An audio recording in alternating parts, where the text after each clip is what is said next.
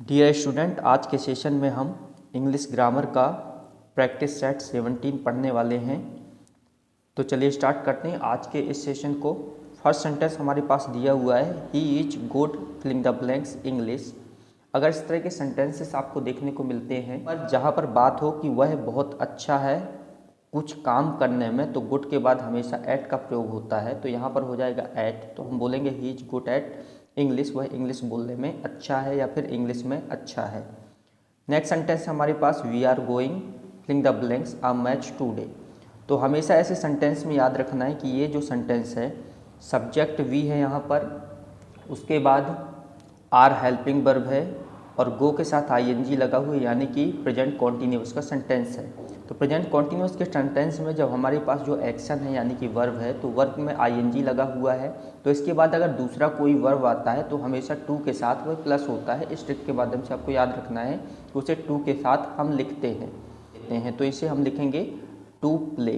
तो ये सेंटेंस हो जाएगा आप, तो we are going to play a match today, आज हम एक मैच खेलने जा रहे हैं।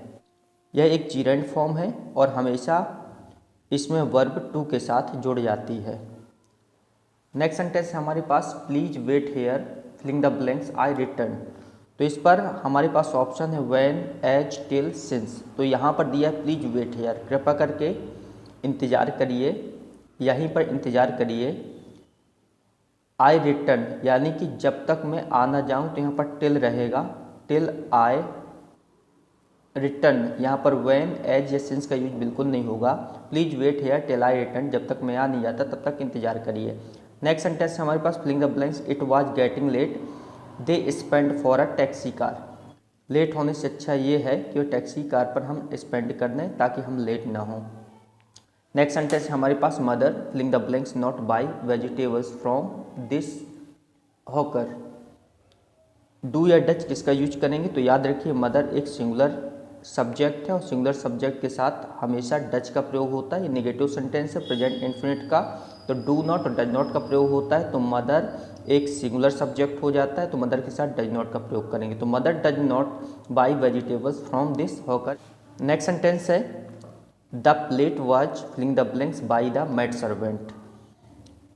तो यहाँ पर हमारे पास तीन ऑप्शन है, ब्रेक, ब्रोक, ब्रोकन। तो इस सेंटेंस को समझने से पहले यहाँ पर बाई लगा हुआ है, तो बाई के द्वारा हम समझ सकते हैं कि बाई के बाद जो ये दिख रहा है द मेड सर्वेंट, यह एक सब्जेक्ट है जो ऑब्जेक्ट के स्थान पर आया हुआ है, यानी कि ऑब्जेक्टिव केस में जरूर है लेकिन ये एक सब्जेक्ट है। तो इस सेंटेंस को हम समझते हैं, द प्लेट वाज ब्रोकन, यह प्लेट तोड़ी गई सर्वेंट के द्वारा। तो इसको अगर समझना है तो ये पैसिव वॉइस का सेंटेंस है और पैसिव वॉइस में हमेशा वर्ब की थर्ड फॉर्म का यूज होता है, तो यहाँ पर ब्रोकन का यूज होगा। तो यहाँ बोलेंगे the plate was broken by the maid servant, ये मेड सर्वेंट के द्वारा इसे तोड़ दिया गया इस प्लेट को। हमारे पास सेम सेंटेंस ये दिया हुआ है, they were filling the blanks homework by the teacher. यहाँ टीचर के द्वारा होमवर्क कराया जाता था, तो यहाँ पर बन जाएगा अलॉट, अलॉटिंग या अलॉटेड। तो यहाँ भी थर्ड फॉर्म का यूज होगा, तो इसे कर देंगे अलॉटेड। उनके द्वारा उनका होमवर्क टीचर्स के द्वारा कराया जाता था। नेक्स्ट सेंटेंस है हमारे पास, my friend lives filling the blanks New Delhi. ये प्रीपोजिशन है यहाँ पर इन, एट और इनटू। तो यहाँ पर इन प्रीपोजिशन के यूज होंगे क्योंकि न्यू दिल्ली एक बड़ा प्लेस है और बड़े प्लेस से पहले इन का यूज होता है, तो लिव के बाद हमेशा इन का यूज करेंगे। तो my friends lives in New Delhi, मेरा दोस्त न्यू दिल्ली में रहता है।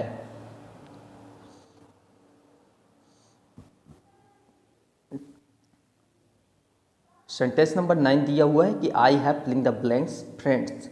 तो यहाँ पर फ्रेंड्स को हम काउंट कर सकते हैं और मच और मैनी, क्वांटिफायर्स का यूज यहाँ पर हो रहा है। दो ऑप्शन है हमारे पास, यहाँ पर मच का होगा कि मैनी का। तो मच के लिए हमने पढ़ा है कि मच का यूज हमेशा अनकाउंटेबल नाउन के साथ होता है, जबकि मैनी का यूज काउंटेबल नाउन के साथ होता है। और यहाँ पर फ्रेंड्स काउंटेबल है, इस आंसर पर मैनी का यूज होगा। तो ये बन जाएगा sentence, I have many friends, मेरे पास बहुत दोस्त हैं। नेक्स्ट सेंटेंस है हमारे पास, Ram prefers milk filling the blanks tea. Prefers के बाद हमेशा, प्रेफर के बाद हमेशा टू का यूज होता है, इसको याद रखना है। तो Ram prefers milk to tea. Ram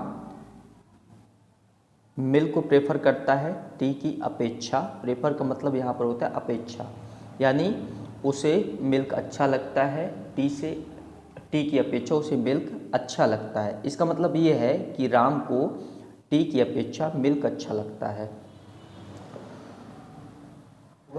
तो आई होप आज का सेशन आपको समझ में आया होगा। आज के सेशन में हमने कुछ जीरंड्स, क्वांटिफायर्स और पैसिव वॉइस से रिलेटेड सेंटेंसेस को पढ़ा है। यदि आप अभी तक हमारे चैनल पर नए हैं और आपने हमारे चैनल को सब्सक्राइब नहीं किया है तो हमारे चैनल को सब्सक्राइब करना, वीडियो को लाइक करें, शेयर करना बिल्कुल ना भूलें। मिलते हैं इंग्लिश ग्रामर के नेक्स्ट सेशन में।